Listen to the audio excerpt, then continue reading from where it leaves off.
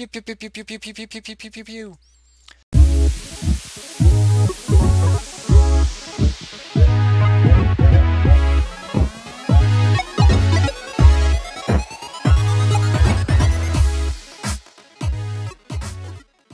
Hey, what's going on, everyone? This is 007JK back with another Minecraft video for you all. Today we're going to be continuing the top 5 or top 10 most overpowered builds in Minecraft. Right back there, you see we've got our iron golem farm right there. We've got our auto fishing farm right there.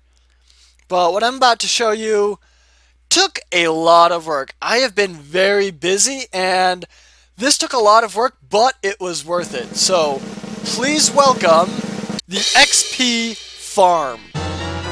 So this is a huge build, and I'll explain each part of it. So we're going to start with the part right up here. This probably took the longest to build. What this is a bamboo flying machine. What this does is this provides the fuel source to our furnaces down there, and I'll explain that in a little bit. Well, what I've done is I've created this giant glass box around this bamboo, waiting for it to grow. And here, let's change it to day. That way you can see a bit better. So what this does is it grows bamboo, and bamboo cooks like sticks. It does like half a cook in a furnace. But if you look down here, we have these leaves surrounding it. That's kind of our guideline as to where our flying machine goes. Right here, let me fly up over here. We have slime blocks. Now what slime blocks do is when they move, they can pull stuff with them. So if you have like a piston, a slime block here, and then a redstone block right here, the piston pushes it, it'll move the redstone block as well, not just the slime block. So what this flying machine does is it has an observer right here, facing downwards, a piston, and let me destroy this leaf block. It has an observer right here, looking down, a piston pushing this row of slime blocks that way. It also has an observer right here, whoops, an observer right there. It has an observer right here with a piston pushing this slime block, and as you can see, the whole thing is moving by itself, kind of like a lawnmower, and just cutting down all the bamboo, dropping it on the ground. And then when it reaches the other side, it stops. And what this does, this little thing right here is an observer looking at this observer block, a redstone repeater, an obsidian block, oh sorry, the observer is looking at this obsidian block, and a trapdoor. As soon as you trigger the trapdoor, the observer updates and starts the flying machine. And it goes all the way over to this side over here. Let me just put this back. All the way over to this same exact contraption right over here. And then it'll stop. Now you can automate this to have it continuously going, or go when the bamboo reaches a certain height. If you want to know a little bit more about that, a great YouTuber named Ssundee has built this same flying machine. I'll leave a link to his video where he built this down in the description below. But after the bamboo has been cut, it drops on the ground. You need something to pick it up. So underneath here, I have a minecart hopper system that as it passes by the blocks, it will actually grab the bamboo from one block above it into the minecart, and it moves back and forth collecting all the bamboo over to these hoppers right here. Now to explain this a little bit, I have a 2 line of redstone blocks. Right here I have 3 activator rails, and then a bunch of normal rails up to here. And then I have 3 more activator rails. This is so you don't use too many activator rails, which uses gold.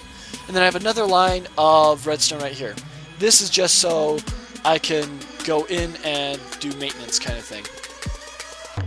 So right here you have another activator rail on top of hoppers. This whole line has a bunch of hoppers on it with activator rails.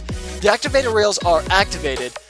As you can see right here, you have a comparator going out that way, a block above it, and a block next to it. This block has a redstone torch, the block above it has a repeater facing that way, and then a block on either side of the repeater. What this does is this activates the activator rail, and it sends stuff back and forth like that. But as long as there is an item inside the hopper, the comparator will pick it up and deactivate the the activator rail. As you can see, with a lot of those minecarts there, they're stuck. It will deactivate the activator rail and therefore stop the hopper minecarts. And then it will draw all the bamboo out of them. And once all the bamboo has been drawn out, then it will activate the activator rail again and shoot it across again. So from there, all the bamboo comes down here, and now this is my fault. This really isn't the most efficient way to distribute the fuel source. I just have it to a point where it kind of works. It puts fuel down here into all of these furnaces. And my wall obviously isn't high enough, but you guys can edit that on your own. I'm just giving you guys kind of the basics as to how it works. After this horrid sorting system, you go up to here, we have what's called a zero-tick cactus farm. How this works is the piston activates, pushing in and out of the cactuses. Now cactuses, normally when they have a block placed next to them, they break. However, this is moving so fast that it doesn't quite register it, and it kind of breaks Minecraft into thinking it's growing faster than it normally is. So as you can see how fast the cactus is growing, it's growing like every 3 to 5 seconds, which is normally grow every 10 to 15 minutes. How this works right here is, here I'll flip off this switch so I can show you guys. What we have right here are 4 hoppers underneath the cactuses right here. Okay, so we got a hopper there, there, there, and there. Now, right on top of the hopper, we put rails down, and then put hopper minecarts on top of the rails, and then you break the rails in between the hopper and the minecart. You break the rail so the minecart will set down, so it won't move. Then you build 2 blocks up and put a block like right there, right above this cactus of sand, and the sand will fall on top of the hopper minecart. And that's what I've done for all 3 of these. And then you put cactus on top of it. When the cactus breaks, right before the cactus destroys the block that's fallen on top of it, the Minecraft hoppers will grab it and pull it into the system first. So what we're gonna do is we're gonna just repair this real quick, and then I'll show you the redstone behind it. So right here we have a piston pushing into the cactuses. Then we have a note block and a sticky piston facing upwards. And then we have a lever underneath it, activating this, pushing it upwards. Next we have a redstone block, which as soon as it right next to the piston, it pushes it up. As soon as it's up, it pushes it, it deactivates it, pushing it down, etc., etc. It goes up and down. And that activates this piston to go in and out as well. And then we have the slime block so that we can move this redstone block, kind of like the flying machine up there. When we move the slime block, the redstone block moves up and down. And then that's essentially all you need. This right here is a safety measure. This is a safety precaution. We have an observer pointing that way and that way. So this observer is pointing that way since the red tick. This one is pointing that way. And what this does is it creates an infinite redstone ticking cycle. What this does is sometimes this, just by itself without the observers, will sometimes break or skip or something like that, and it will mess up the whole thing and it won't work. This is just a safety check to make sure it keeps going, so whenever an error like that happens, it fixes it and it keeps it going. So then from there, the cactus is brought down into these hoppers and filtered down, again horribly, into the top of these furnaces, automatically cooking all of this cactus into cactus green dye.